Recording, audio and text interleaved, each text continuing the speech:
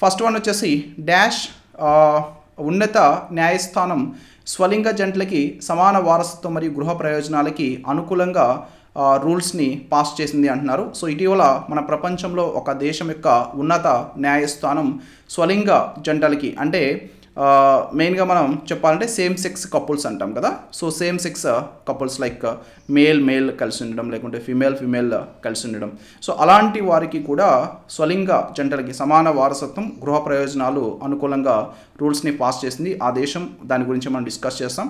తర్వాత ఈవీఎం ప్రస్తుతం మనకి వార్తల్లో ఉంది. అసలు ఈవీఎం అంటే ఏంటి, తర్వాత వీవీప్యాట్ కూడా మీరు విని ఉంటారు. అసలు వీవీప్యాట్ అంటే ఏంటి, ఇది ప్రస్తుతం ఎందుకు వార్తల్లో ఉంది, వీటన్నిటి గురించి అసలు ఈవీఎం మన భారతదేశంలో ఎప్పుడు తీసుకొచ్చారు, ఇలాంటివన్నీ మనం డిస్కస్ చేయబోతున్నాం.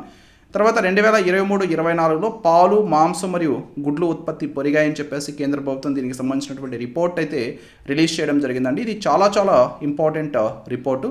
వీ షుడ్ రిమెంబర్ దట్ దీంట్లో కొన్ని ఇంపార్టెంట్ అంశాలు అయితే ఇవ్వడం జరిగింది.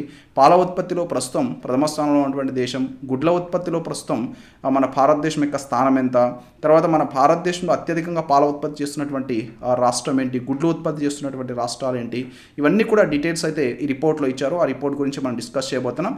తర్వాత ఇద్దరు ఇంపార్టెంట్ పర్సన్స్ రీసెంట్గా మరణించడం జరిగింది, డెత్స్ రిలేటెడ్, అవి కూడా మనం ఈ క్లాస్లో డిస్కస్ చేయబోతున్నాం.